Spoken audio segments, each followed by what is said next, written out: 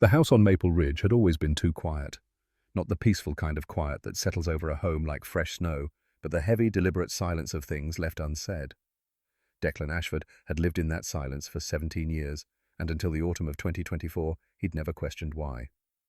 October came to Connecticut the way it always did, sudden and brilliant, turning the maples into torches of orange and red. Declan stood in the driveway of the Victorian house, a college brochure from Yale crumpled in his back pocket, staring at the detached garage his father had forbidden him to enter since he was 7 years old. Since the year his mother died. The padlock had rusted through.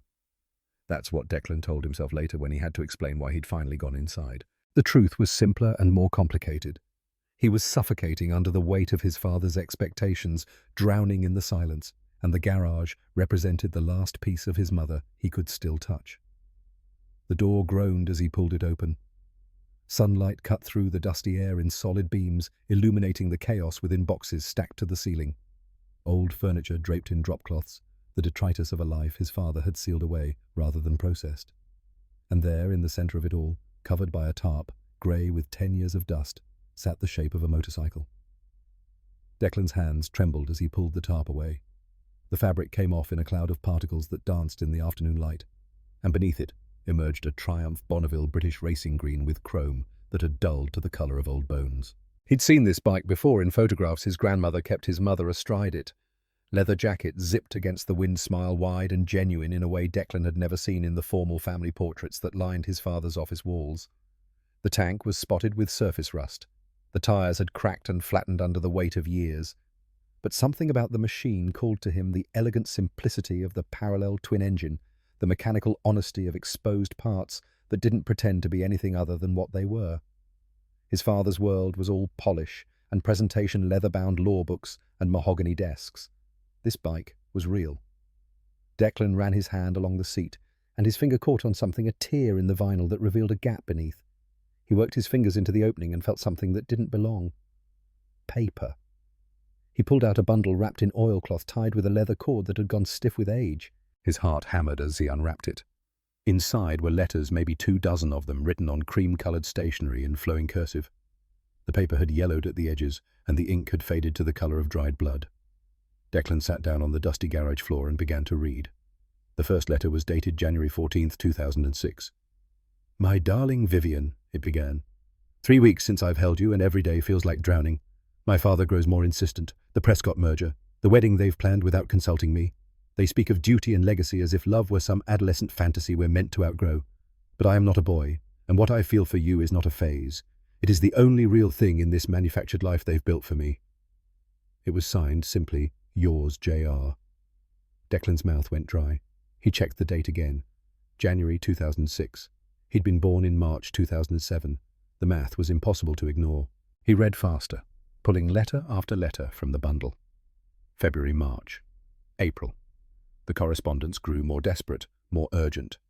His mother's replies were there too, folded between the ones she'd received, and Declan recognized her handwriting from old birthday cards, from the recipe book she'd kept, from the note she'd left him that last morning before the accident that said simply, "Be good. I love you. Always. James," she'd written in March. "I'm scared. They're threatening to cut you off completely if you don't comply. But I'm more scared of losing you. Whatever happens, know that you are the only choice I've ever made with my whole heart." The later letters turned darker. James Jameson Rafferty. Declan, pieced together from repeated readings, wrote about pressure from his family, about a fortune built on aerospace contracts and political connections, about a girl named Lillian Prescott, whose father owned the largest supplier of turbine components to Boeing. A strategic marriage. A business arrangement dressed up in white lace and empty vows. Then came the letter from May 2006, the last one in the stack. "Vivian, they've given me no choice. The contracts are signed. The engagement announcement goes out tomorrow. My father says if I don't go through with it, they'll destroy your family's business. He found out about your mother's bakery, about the loans. I can't let that happen. I can't be the reason you suffer. But know this, I am yours. I will always be yours. When this is settled, when I can find a way out, I will come back for you. I swear it." Declan's hands shook so badly he almost dropped the paper. He checked the dates again, checked them twice, his mind racing through the timeline. His mother had married Garrett Ashford in August 2006. 3 months after this letter. 3 months after Jameson Rafferty had disappeared from her life. And Declan had been born the following March. The garage suddenly felt too small, the air too thick. He stumbled outside, the letters clutched against his chest, and stood in the driveway gasping like he'd surfaced from deep water. The October sun was warm on his face, but he felt cold down to his bones. His father's Mercedes sat in the driveway, black and immaculate, a monument to careful control. Garrett Ashford was home early from the firm, which meant Declan had perhaps 30 minutes before he'd be called in for the evening ritual dinner at 6:30 conversation, limited to academic performance and college applications, any mention of emotion or the past smoothly redirected like water around a stone. Declan looked down at the letters in his hands, at the dates, at the signature JR, at the impossible, terrible question that was forming in his mind like a storm cloud. What if Garrett Ashford wasn't his father at all? Dinner that night was pan-seared salmon with asparagus, plated with the geometric precision his father applied to everything. Garrett sat at the head of the table. He always sat at the head of the table. His tie loosened exactly 1 inch. His reading glasses perched on the end of his nose as he reviewed documents from a manila folder beside his plate. "Your college counselor called today," Garrett said without looking up. "She expressed concern about your latest practice SAT scores. A decline of 30 points in the math section." Declan pushed asparagus around his plate. The letters were upstairs in his room, hidden beneath his mattress like contraband. They might as well have been burning a hole through the floor, through the table, through the careful facade of this dinner. "I'll study more," Declan said. "You'll need to do more than study. Yale doesn't accept mediocrity." Garrett finally looked up, his grey eyes sharp behind the lenses. "Neither do I." This was normal. This was the script they'd followed for years. Garrett setting the bar, Declan failing to reach it, the disappointment hanging in the air like smoke. But tonight, with the letters fresh in his mind, Declan saw his father differently. The precise way he held his fork, the controlled cadence of his speech, the way he'd spent 17 years building walls instead of bridges, silence instead of connection. "Why did you never talk about Mom?" The question came out before Declan could stop it. Garrett's fork paused halfway to his mouth. For a moment something flickered across his face. Pain, maybe, or anger. Then the mask slid back into place. "We've discussed this. It's not productive to dwell on the past." "It's not dwelling. It's remembering. There's a difference." "Is there?" Garrett set down his fork with surgical precision, lined it up perfectly parallel to the edge of his plate. "Because from where I sit, constantly revisiting tragedy serves no purpose except to keep wounds open. Your mother is gone, has been for 10 years. No amount of discussion will change that. But I barely remember her. Don't you think that's strange? That you've never told me stories about her, never talked about what she was like, never even kept photos out where I could see them. There are photos in my office. Formal portraits, wedding photos, nothing real." Garrett's jaw tightened. "What's brought this on? Has your grandmother been filling your head with, 'I found her motorcycle'?" The words landed like a stone in still water. Garrett went completely still, his face draining of colour. "You went into the garage. The lock was rusted through. That garage is off limits. You know that. I'm 17, not 7. I think I can handle seeing Mom's old stuff without falling apart." Declan leaned forward, his heart hammering. "Unless there's something in there you don't want me to see." "Declan, drop it. Who's JR? The temperature in the room plummeted. Garrett's face went from pale to flushed, a vein pulsing in his temple that Declan had only seen a handful of times, when a case went badly, when the firm's partners crossed him, when control slipped from his grip. "I don't know what you're talking about." "Jameson Rafferty. That name mean anything to you?" Garrett stood abruptly, his chair scraping against the hardwood with a sound like a scream. "This conversation is over." "I found letters, Dad. Letters between Mom and someone named JR, love letters, from right before I was born. Those are private. They have nothing to do with you. Nothing to do with me." "Are you serious?" Declan stood too, his own chair clattering backward. "The timeline lines up perfectly. Mom was with this Jameson guy right before she married you, right before she got pregnant with me. So yeah, I think it has everything to do with me." Garrett's hands clenched into fists at his sides. His voice when he spoke was low and dangerous. "You are my son. Blood or not, you are my son. I raised you. I provided for you. I've given you every advantage, every opportunity. Blood or not." Declan's voice cracked. Blood or not. The silence that followed was absolute. Even the house itself seemed to hold its breath. Garrett's face had gone ashen. He opened his mouth closed. It opened it again. Finally he said, "Go to your room." "I'm not a child." "Go to your room, Declan. Now. Before I say something we'll both regret." "Too late for that." Declan grabbed his jacket from the back of his chair and headed for the door. Behind him he heard his father's voice tight with an emotion Declan couldn't name. "If you walk out that door right now, don't expect—" But Declan was already gone. The door slamming behind him, his father's unfinished threat dissolving into the October night. He drove aimlessly for an hour, his hands shaking on the wheel of the Honda Civic his father had bought him for his 17th birthday. Practical, safe, invisible. Everything Declan was supposed to be. The letters sat in the passenger seat, a time bomb made of paper and ink. Eventually he found himself on I-95 heading north without conscious decision. His phone buzzed repeatedly with calls from his father, then texts, "Come home. We need to talk about this rationally. You're being dramatic."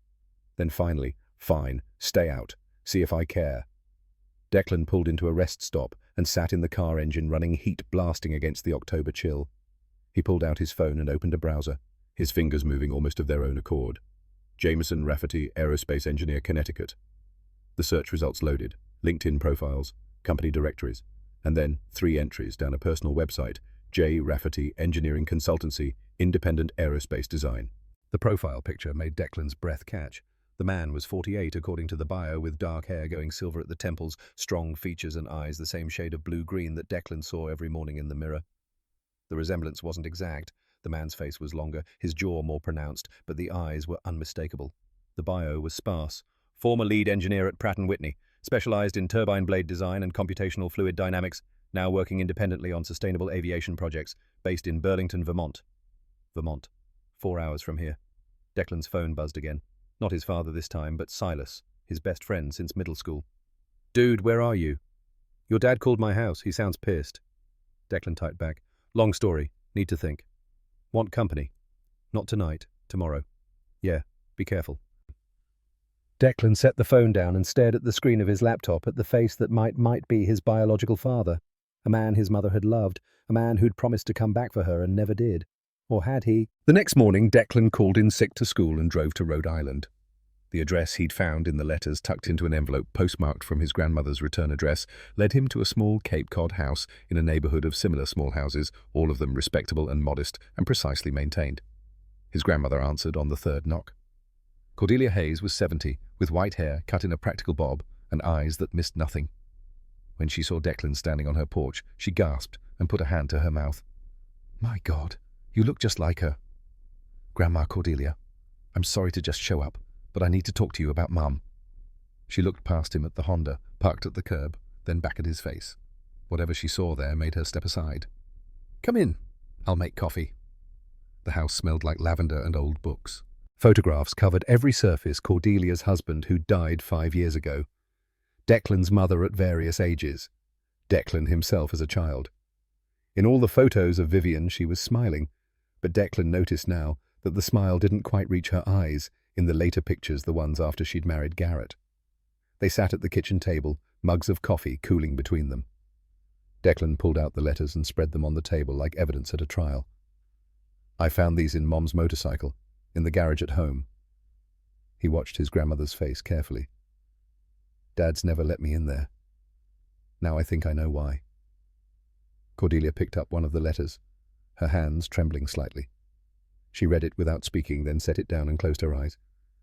"I wondered if you'd find these someday. Part of me hoped, part of me dreaded. Who is Jameson Rafferty? He was the love of your mother's life." Cordelia's voice was soft, almost wistful. "They met at the University of Connecticut. She was studying mechanical engineering. Did you know that? She was brilliant, Declan. Could take apart an engine and put it back together blindfolded. Jameson was in aerospace engineering, and they bonded over a shared project on fluid dynamics. I remember her calling me so excited, saying she'd met someone who spoke her language." "What happened?" "His family happened. Old money, defense contracts going back to the Second World War.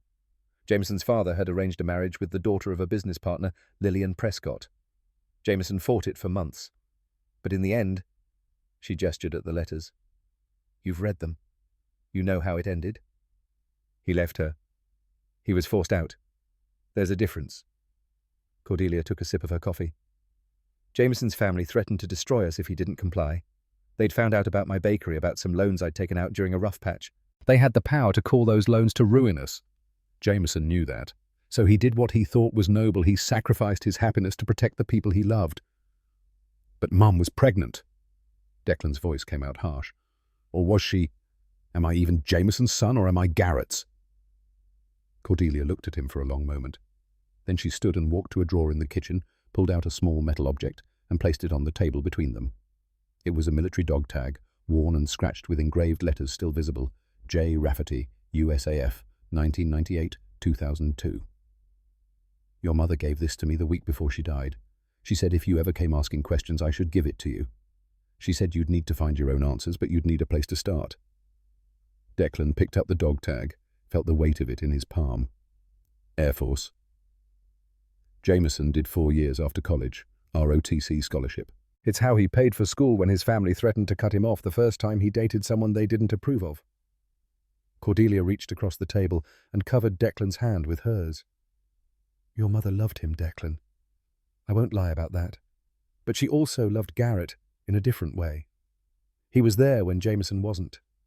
He stepped up when Jameson couldn't. That has to count for something.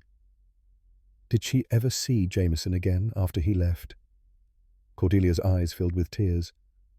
The day she died, she was on her way to Vermont. She'd found him after all those years. She said she needed closure, needed to finally have the conversation they never got to have. But she never made it. The roads were wet. It was dark, and... She trailed off, unable to finish. And Dad knew. He knew where she was going. Garrett found the email on her laptop afterward. I don't think he's ever forgiven either of them, Vivian, for still caring, or Jameson for existing at all. Declan closed his fist around the dog tag until the metal edges bit into his palm. The pain felt clarifying, like it was the only real thing in a world that had turned to smoke and mirrors. I need to find him. I need to know the truth. Are you sure that's wise? Some truths are better left buried. He might be my father. I think that truth deserves to be dug up. Cordelia studied him for a long moment, then nodded slowly. You have her stubbornness, and his eyes. I suppose there's no talking you out of this? No, ma'am. Then at least be careful. And Declan... She waited until he met her eyes. Whatever you find out, whatever the truth is, remember that the man who raised you did it out of love. Garrett Ashford has many faults, but a lack of love for you isn't one of them. Don't forget that. But as Declan drove back to Connecticut, the dog tag hanging from his rearview mirror and spinning in the afternoon light, he wasn't sure he believed her. Because if Garrett had loved him, really loved him, wouldn't he have told the truth? Wouldn't 17 years of silence be the exact opposite of love? The question haunted him all the way home, where the house on Maple Ridge sat, waiting, full of shadows and locked doors and all the things that were never ever said. The decision to drive to Vermont came at 3 a.m. when Declan couldn't sleep, and the house felt like it was pressing down on him from all sides. He'd spent 2 days avoiding his father easy enough in a house designed for emotional distance, where closed doors were respected like national borders, and silence was the native language. Garrett had left a note on the kitchen counter. We will discuss this when you're ready to be rational. As if rationality had anything to do with discovering your entire life might be built on a lie.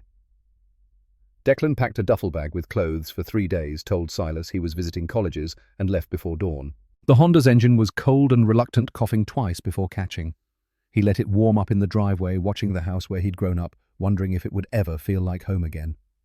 The drive north was hypnotic, I-91 cutting through Massachusetts and into Vermont, the October foliage reaching its peak, whole hillsides burning red and gold in the early morning light. Declan barely saw it. His mind was stuck on the LinkedIn photo of Jameson Rafferty, on those eyes that matched his own, on the way his grandmother had said, the love of your mother's life, as if it were simply a fact like gravity or the speed of light. He'd memorized the address from Jameson's website, 247 Lakeview Road, Burlington. A cabin, according to Google Maps satellite view, set back from the road and surrounded by pine trees. Isolated, private, the kind of place someone went when they wanted to disappear. The GPS led him off the highway and onto progressively smaller roads, paved giving way to gravel civilization, fading into wilderness. By the time he found the mailbox with Rafferty painted in faded letters, Declan's heart was hammering so hard he could feel it in his throat. The cabin was larger than he'd expected, a two-story structure of weathered cedar with a workshop attached to the side windows, reflecting the morning sun like closed eyes. Smoke rose from the chimney, which meant Jameson was home, which meant this was real, which meant in the next few minutes Declan's life would split into before and after, and there would be no going back.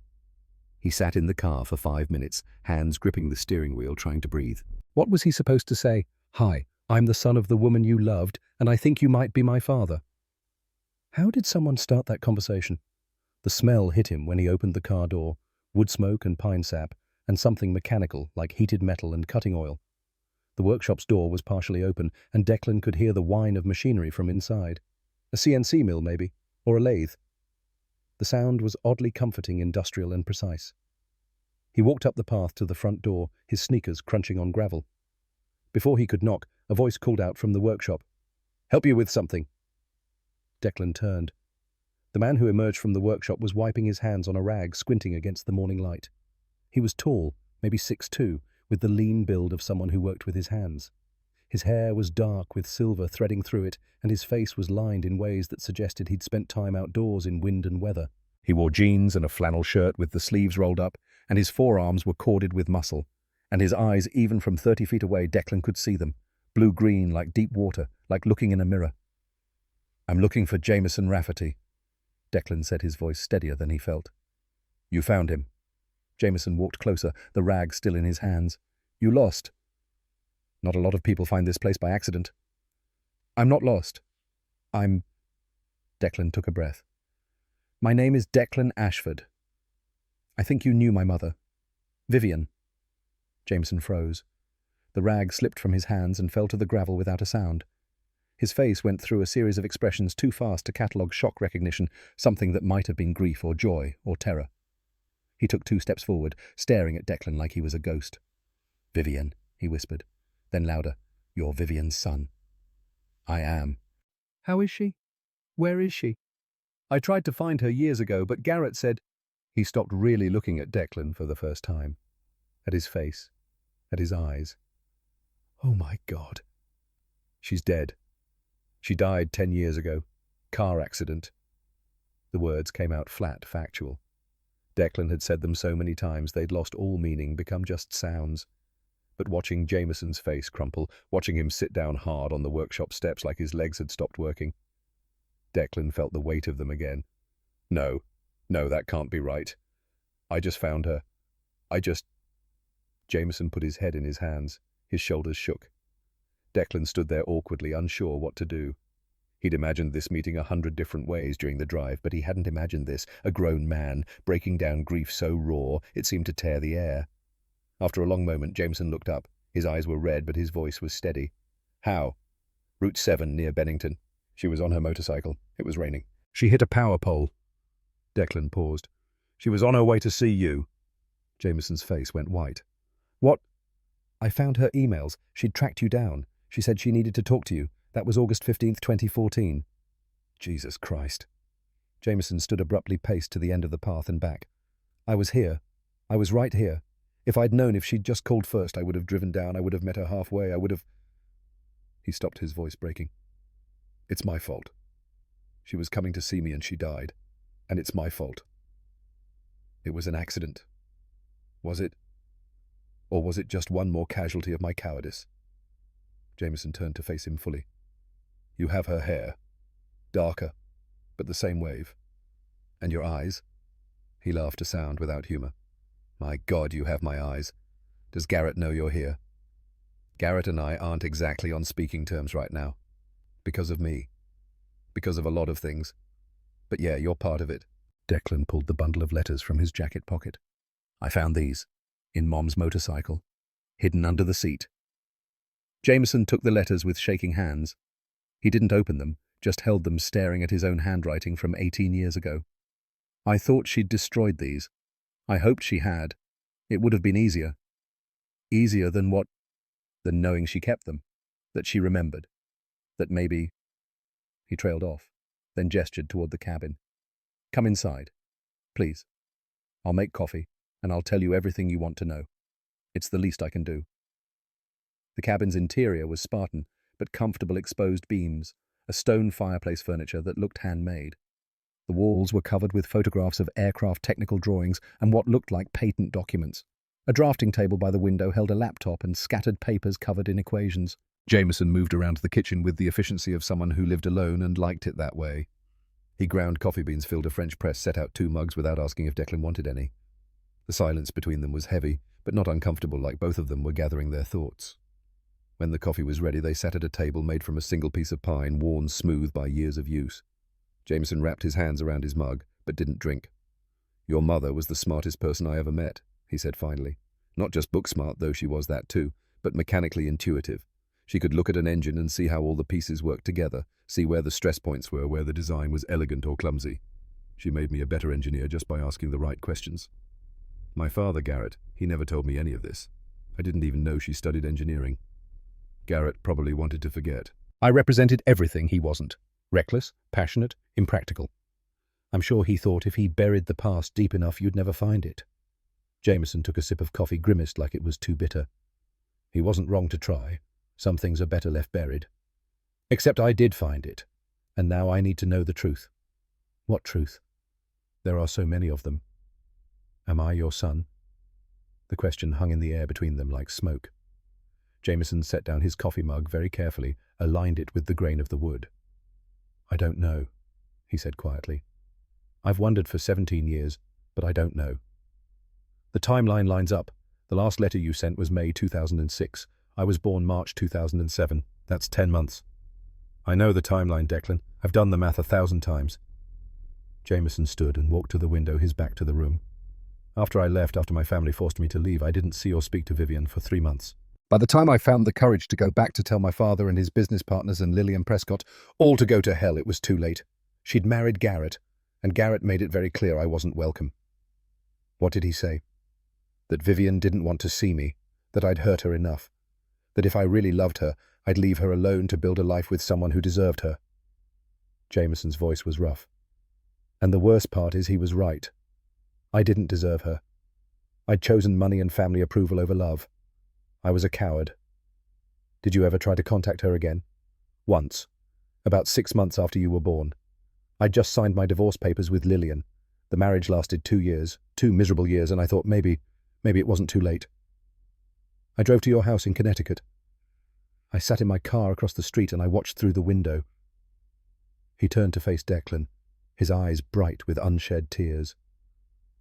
I saw her holding you, saw the way she looked at you like you were the most precious thing in the world. And I saw Garrett standing behind her with his hand on her shoulder, and the 3 of you looked like a family, a real family.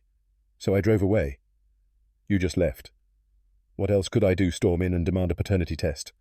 Destroy her marriage on the off chance you were mine? I had no rights, Declan. I'd forfeited them when I chose wrong.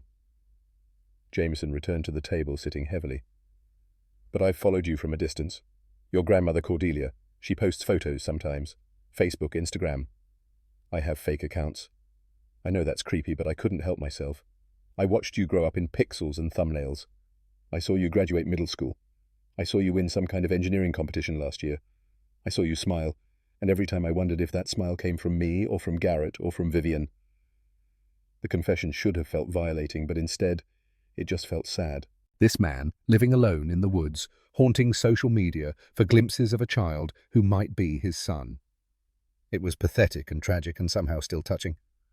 I can get a DNA test, Declan said. I brought a testing kit. We could know the truth in a week. Jameson looked at him for a long moment. Then he stood, walked to the kitchen, and came back with a sealed envelope. He placed it on the table between them. I did one 3 years ago, he said quietly. I saw a photo of you at your grandmother's house. She'd tagged you in a Christmas post. You were standing in front of a fireplace, and the angle of the light caught your profile just right, and I saw myself in you so clearly I couldn't breathe. So I drove down one night when I knew Cordelia would be at church. I took a water glass from her recycling bin, a glass you'd used. Declan stared at the envelope. You stole my DNA. Yes. That's incredibly creepy. I know. I'm not proud of it. But I had to know. I'd spent 14 years wondering, and it was eating me alive. Jameson pushed the envelope across the table. I've never opened it. I've told myself a dozen times to throw it away, but I couldn't. Maybe I was waiting for this. For you to find me. For someone else to make the decision. Declan picked up the envelope. It was light, just a few pages inside. The lab's logo was visible through the thin paper Gene Direct paternity services. His hands trembled as he turned it over, saw that the seal was intact. Why didn't you open it? Because as long as I didn't know you could still be mine. Schrodinger's son, simultaneously mine and not mine, the possibility existing in both states at once. Jameson laughed bitterly. Once I open that envelope, one of those possibilities dies, and I wasn't ready to lose you before I'd even met you. Declan set the envelope down. I need to think about this. Of course. Take your time. Stay for dinner. I was going to make pasta nothing fancy, but there's enough for two. I should probably... Please. The word came out raw. I've waited 17 years for this conversation. Give me a few more hours. Let me tell you about your mother, about the woman she was before everything got complicated. You deserve to know that version of her. So Declan stayed. They moved to the workshop where Jameson was in the middle of machining a prototype turbine blade for some experimental aircraft design. He explained the physics of it. Bernoulli's principle, the Coanda effect, how air molecules behaved at high speeds. You calculate everything? Declan asked, watching as Jameson adjusted the CNC mill settings with practiced precision. Everything. Margin of error in aviation is measured in thousandths of an inch. Get the angle wrong by half a degree, and the blade fails. The engine fails. People die. He started the machine, and the cutting tool began to carve into the aluminum blank with a high-pitched whine. Your mother understood this instinctively. She had no tolerance for approximation. Everything had to be exact perfect, or it wasn't worth doing. Garrett's the same way. Everything in his life is controlled measured. Is that why you're here, because you think I'm the opposite? The romantic rebel who followed his heart? Jameson turned off the machine and looked at Declan. I'm not. I'm exactly like Garrett, just with different tools. He builds cases. I build engines. We're both men who mistake precision for connection, who think if we can just control all the variables, we won't get hurt. Did Mom hurt you? No. I hurt her, and myself, and probably you, though you don't know it yet. He pulled the half-finished blade from the machine and held it up to the light, checking for imperfections. The irony is that in aerospace engineering we talk about controlled failure all the time, building in weak points so that when something breaks, and something always breaks, it breaks in a way that's manageable.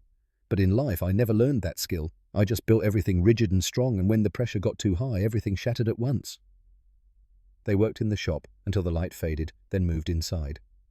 Jameson made pasta with a simple marinara sauce, and they ate while he told stories about Vivian, how she'd once convinced a professor that the textbook solution to a thermodynamics problem was wrong, and spent a week proving it, how she'd rebuilt her motorcycle engine in the parking lot of their apartment complex because she couldn't afford shop fees, how she'd laughed at his bad jokes and challenged his assumptions and made him want to be better than he was. She sounds amazing, Declan said. She was. She really was. Jameson poured them both more water. And whatever the DNA says, whether you're mine or Garrett's or someone else's entirely, she loved you. That's the one thing I know for certain. I saw it in her eyes that night I watched through your window. She loved you with everything she had. Then why was she coming to see you when she died? If she loved us so much, why risk everything to track down her ex-boyfriend? The question hit Jameson like a physical blow. He set down his fork, his appetite visibly gone. I don't know. I've asked myself that question 10,000 times. Maybe she wanted closure. Maybe she wanted to tell me about you. Maybe she still loved me and couldn't live with that secret anymore. I'll never know, and that's the punishment I deserve. They sat in silence for a while, the weight of all the unknown answers pressing down on them. Finally, Declan pulled out his phone and opened his photos. He scrolled to a picture from his grandmother's house, Vivian, at maybe 25, astride the Triumph helmet in hand, smiling at the camera. This is the only photo I have of her looking really happy, he said, showing Jameson the screen. Grandma Cordelia says it was taken about a year before I was born, before everything got complicated. Jameson took the phone with trembling hands. He stared at the image for a long time, his thumb hovering over the screen like he wanted to touch it, but was afraid it might dissolve. I took this photo, he whispered. We'd just gotten back from a ride through the Berkshires. It was September, and the leaves were changing, and we'd stopped at this overlook. She was so beautiful, so alive. I remember thinking that if I could freeze any moment and live in it forever, it would be that one. He handed the phone back, his eyes wet. Keep that photo. Remember her like that, strong and happy and free. Not whatever sad story Garrett's been telling you with his silence. Declan left the next morning with a promise to return in a few days after he'd had time to think. The envelope from Gene Direct sat in his passenger seat, still sealed, somehow heavier than its physical weight suggested. He didn't go home. Instead, he drove to a Walgreens in Montpelier and bought a new DNA testing kit. He swabbed the inside of his cheek in the parking lot, sealed the sample according to the instructions, and mailed it to the lab with Jameson's name listed as the potential father. Rush processing results in 5 days. He wanted his own test done his own way without the weight of Jameson's 3-year-old uncertainty. He wanted facts, not Schrödinger's cat paradoxes. The drive back to Connecticut felt longer than the drive up. Declan's phone buzzed intermittently with texts from his father, each one more terse than the last. "Where are you? This is childish. We need to talk." And finally, "If you're not home by Monday, don't bother coming back." It was Thursday. Declan had 4 days. He spent them in a fog, staying at Silas's house and dodging questions about where he'd really been. He went through the motions of school, sitting in classes without hearing anything, watching his teachers' mouths move while his mind spun through possibilities. Scenario A.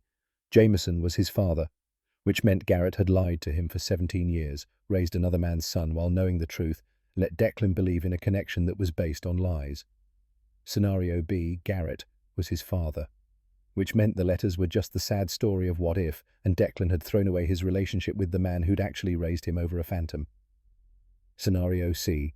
Some third option he hadn't considered, some twist that would make all of this make sense in a way that didn't break his heart. The email from Gene Direct arrived on Tuesday morning at 6:47 a.m. Declan was in Silas's basement, hadn't slept, had been refreshing his email every 5 minutes for the past hour. Subject: Your Gene Direct results are ready. He clicked the link with shaking hands, entered his password, waited for the page to load. The results appeared in clinical, emotionless text. Alleged: Father Jameson Rafferty. Child: Declan Ashford. Probability of paternity: 99.97%. The world tilted. Declan's vision went grey at the edges. He read the number again, then a third time, then a fourth, as if staring at it hard enough might change it. 99.97%. Jameson Rafferty was his biological father, which meant Garrett Ashford had spent 17 years raising another man's son, knowing it, saying nothing, letting Declan believe in a lie. The betrayal was so complete, so total, that Declan couldn't even process it. He just sat there in the dim basement light, staring at the screen while his entire identity reassembled itself into a new and terrible configuration. He called Jameson. "The results came in," he said when Jameson answered. His voice sounded hollow, like it was coming from somewhere far away. "And 99.97%. You're my father." The silence on the other end of the line lasted so long that Declan thought the call had dropped.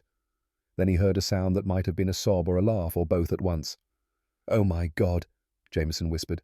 "Oh my God, Declan. I have a son. I have a son. What do I do now? What am I supposed to do with this?" "I don't know. Come back to Vermont. Stay with me. We'll figure it out together." "What about school? What about Garrett?" "Fuck Garrett." The vehemence in Jameson's voice was startling. "He's lied to you for 17 years. He kept you from me. He let your mother die thinking I'd abandoned both of you. He deserves nothing."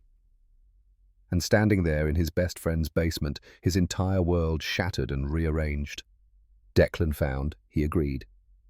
He packed his car and drove north without telling anyone where he was going. Behind him, the house on Maple Ridge sat in its characteristic silence, and Garrett Ashford came home to find his son's room empty and a note on the kitchen counter that said simply, "I know the truth. Don't look for me."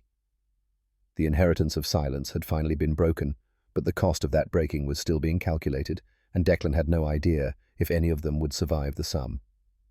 Declan lasted 2 weeks in Vermont before everything unraveled. Living with Jameson should have felt right.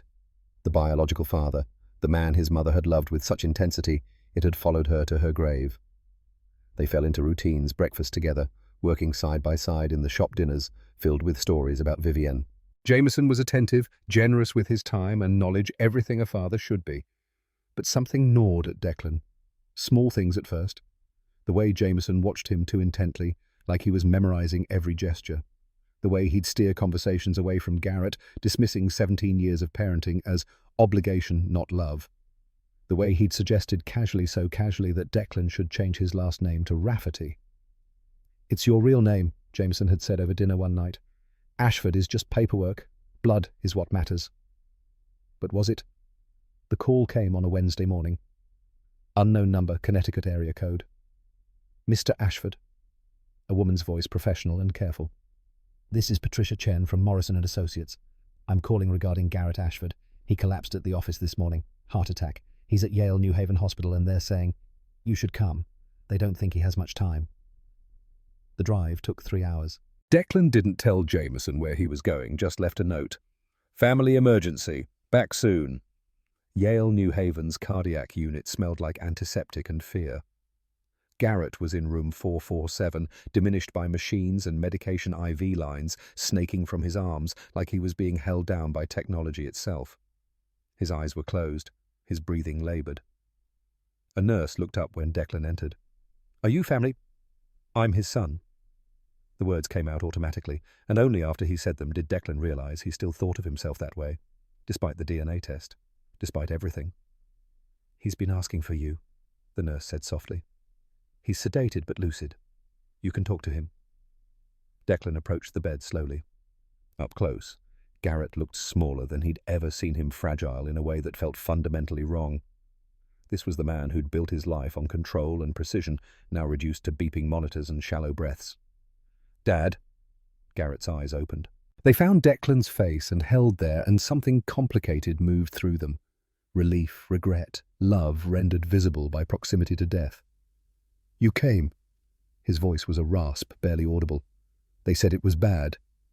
Minor heart attack. They're saying I'll live." A ghost of the old Garrett sharpened his tone. "Though I'm not sure I gave you much reason to want me to." Declan pulled up a chair. "Why didn't you tell me the truth?" "Because I was afraid." The admission seemed to cost him. "Afraid you'd choose him. Afraid you'd look at me the way you're looking at me now, like I'm a liar who stole 17 years. You did lie. I did. And I'd do it again." Garrett's hand moved weakly toward the bedside table. "Top drawer, legal envelope, read it." Declan opened the drawer. Inside was a thick envelope with a law firm's seal, and beneath it a smaller envelope addressed in feminine handwriting, "For Declan, open only if biological parentage is questioned." His mother's handwriting. His hand shook as he opened it. Inside was a letter dated March 2013, 1 year before she died. And beneath it, medical documents from Yale Medical Center dated August 2006. He read the letter first. "My dearest Declan, if you're reading this, you've found the letters I kept from Jameson. You've probably done the math. You might even have found him because you're smart like your father. Yes, your father. Garrett Ashford. Not Jameson Rafferty. I need you to understand the timeline because it matters. I loved Jameson with the kind of love that burns bright and consumes everything. But when he left in May 2006, I was devastated. Garrett was there. He'd always been there, my friend from college, steady and kind, the opposite of Jameson's intensity. One night in June, drowning in grief, I made a choice. Garrett and I slept together. Once. It wasn't love, not then. It was comfort and loneliness and two people trying to feel less broken. When I found out I was pregnant in July, I panicked. Was it Jameson's from before he left, or Garrett's from that one desperate night I had to know? The enclosed document is a paternity test done on fetal tissue at 16 weeks. Garrett insisted on it not because he doubted, but because he wanted me to have certainty before I made any decisions. The results were clear. Garrett is your biological father. 99.99% probability. I chose to marry him, not because of obligation, but because he gave me a choice and waited for my answer. Because he loved me, knowing I might be carrying another man's child. Because he promised to love you regardless of what that test said. Over the years, what started as gratitude became real love. Not the burning kind, the steady kind, the kind that lasts. I was going to see Jameson in 2014, not to rekindle anything, but to give him closure. To tell him the truth so he could stop wondering. To release both of us from the ghost of what if. Declan blood tells you where you started. But love, daily, unglamorous, showed up even when it was hard love. That's what makes a father. Garrett is your father. He earned it. All my love, Mum. Declan's vision blurred. He looked at the medical document, official letterhead, genetic markers, probability calculations, all of it confirming what his mother had written. He looked up at Garrett, who was watching him with eyes full of pain and hope and fear. "The test I did with Jameson," Declan said slowly. "It said he was my father. How is that possible?" Garrett's expression hardened. "Because Jameson Rafferty is desperate, and desperate men lie," a voice from the doorway. "Actually, I did lie, but not the way you think." Declan spun. Jameson stood in the hospital room entrance, looking haggard, older than his 48 years. His eyes were red-rimmed. "How did you—" "Your note. I called hospitals until I found him." Jameson stepped inside, keeping distance between himself and the bed. "I came to tell you the truth before this went any further." "The truth?" Garrett's voice was sharp, despite his weakness. "You wouldn't know truth if it— I'm not Declan's father." Jameson's words cut through the room like a blade. "I've known for 3 years." Declan felt the floor tilt. "What?" Jameson pulled out his phone, opened an email, and handed it to Declan. It was from Gene Direct Laboratory Services, dated October 2021. Alleged father, Jameson Rafferty. Child, Declan Ashford sample from discarded glass. Probability of paternity, 0%. "I saw a photo of you at your grandmother's house 3 years ago," Jameson said quietly. "You looked so much like Vivian, but with my eyes, or so I thought. I convinced myself. So I drove down one night, took a water glass from Cordelia's recycling, had it tested. And when the results came back negative," Garrett said from the bed, "you decided to ignore them." "I didn't ignore them. I just—" Jameson's voice broke. "I couldn't accept them. Vivian was coming to see me when she died. That had to mean something. That had to mean you were supposed to be mine. So you manipulated me." Declan's voice was hollow. "The test I did. I didn't fake your test. I didn't need to." Jameson looked at him with something like shame. "I just let you believe what you wanted to believe. When you showed up at my door looking for answers, I saw a chance to have the family I should have had. So I didn't correct your assumptions. I let you think the test confirmed what we both wanted to be true. But my test, the one I did myself, it said 99.97%. "Check the name on the report," Garrett said weakly. "Really check it." Declan pulled out his phone, opened the saved email from Gene Direct. He'd been so focused on the percentage, he hadn't looked carefully at the header. Alleged father Garrett Ashford. His heart stopped. He scrolled up to his original order confirmation. The name he'd entered in the online form, the name on the swab kit label, Garrett Ashford. He'd been so angry at Garrett, so desperate to prove Jameson was his father, that he'd subconsciously tested the wrong man. Or maybe not subconsciously. Maybe some part of him had needed to know for certain that Garrett was telling the truth. "I tested you," Declan whispered. "Not Jameson. I tested you and it came back positive." "Because I am your father," Garrett said. "I've been trying to tell you that for a month." Declan looked at Jameson, who had tears streaming down his face. "I'm sorry," Jameson said. "I wanted it so badly. Wanted you so badly. Vivian was the love of my life, and I lost her twice, once to my own cowardice, once to death. When you showed up, you were my second chance, my redemption. I couldn't let that go, even when I knew it was a lie." "So, you let me abandon my real father? You let me think he'd lied to me for 17 years? "I know. And I'll regret it for the rest of my life." Jameson looked at Garrett.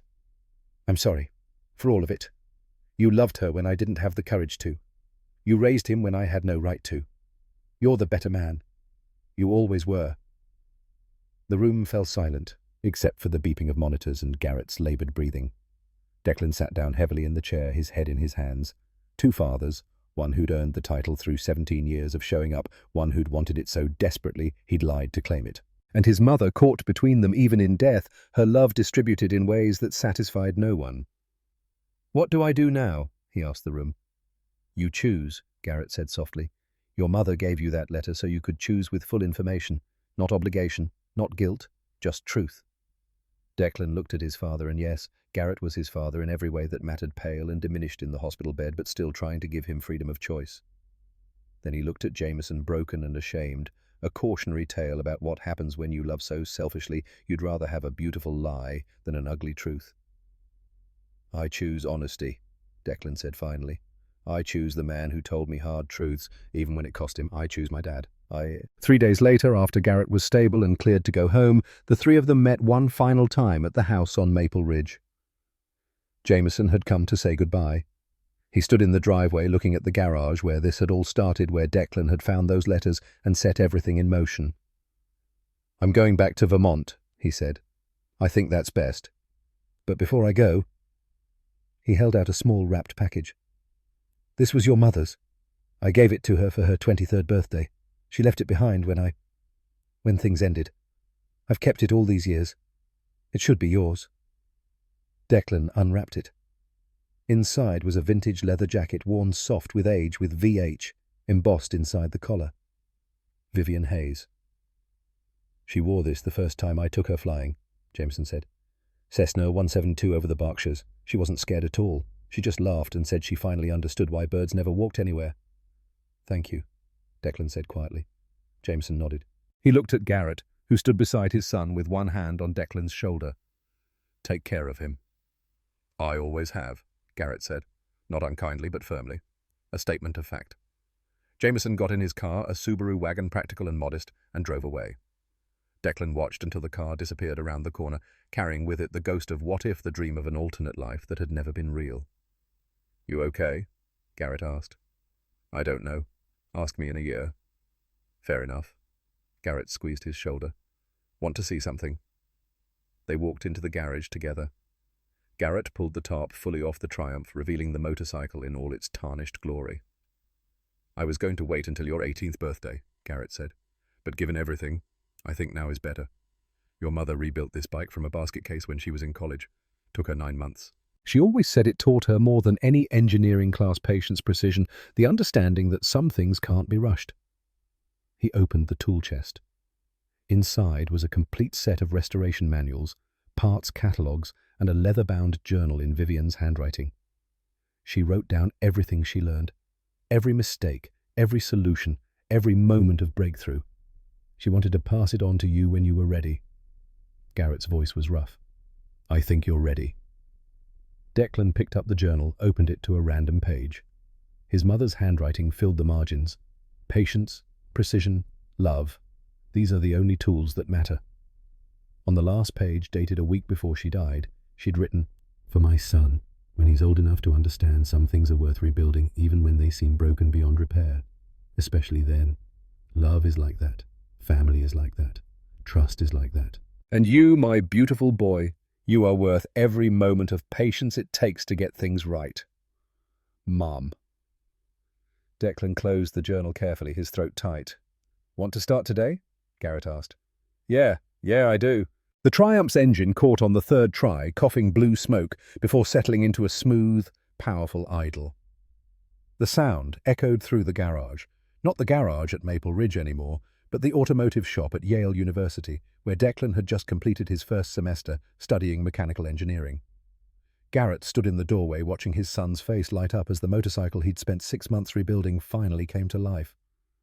The engine note was perfect, 650cc of parallel twin music, the same sound Vivian had loved. "She runs," Declan said, grinning. "She does." Garrett walked over, ran his hand along the tank. "Your mother would be proud. I'm proud." "Thanks, Dad." The word came easily now, without hesitation or qualification. Just simple truth. They'd spent the winter rebuilding the Triumph together, weekends and holidays, Garrett teaching and Declan learning, both of them finding a language that worked better than words. Each bolt tightened, each system restored, each problem solved together had been an apology and an acceptance, a rebuilding of trust to match the rebuilding of the machine. The motorcycle gleamed now, British racing green paint chrome, polished to mirror brightness, every part restored or replaced, according to Vivian's meticulous notes. It looked like it had rolled off the factory floor in 1973, but it ran better than it ever had, improved by 50 years of engineering knowledge and the patience of 2 people who'd learned that some things were worth getting right. "What's the plan?" Garrett asked. "First ride is tomorrow. There's this overlook in the Berkshires where Mum used to go. Grandma Cordelia told me about it. I thought I'd take her there. Metaphorically, I mean. She'd like that." Garrett paused. "Mind if I follow you in the car just to make sure she runs okay on the highway?" "Dad, I rebuilt the entire engine. She'll run fine." "Humor your old man." "I just got you back. I'm not ready to risk you on a motorcycle I haven't personally verified. Declan laughed. Fine, but you're buying lunch. Deal. They stood together in the shop, the Triumph idling between them, filling the space with sound and purpose. On the wall behind them, Declan had mounted 3 photographs, Vivian on the Triumph in her 20s, wild and free. Garrett and Vivian on their wedding day, formal and hopeful. And a new one taken just last week, Declan and Garrett standing on either side of the restored motorcycle, grease-stained and smiling, looking less like father and son than like partners in the business of moving forward. In the end, that's what they'd built together. Not just a motorcycle, but a way forward. Not erasing the past, the letters still existed. Jameson's role in their story couldn't be unwritten, but accepting it, learning from it, and choosing what to carry into the future. Declan had learned that blood was biology, but family was choice. That love wasn't about grand gestures or perfect words, but about showing up day after day, even when it was hard. Especially when it was hard. That some silences were poisonous, but some were peaceful. That the inheritance that mattered wasn't the one written in DNA, but the one earned through patience, precision, and the stubborn refusal to give up on the people you loved, even when they made it difficult. The Triumph's engine purred steady and strong, ready to ride. "Let's go home," Garrett said. And they did.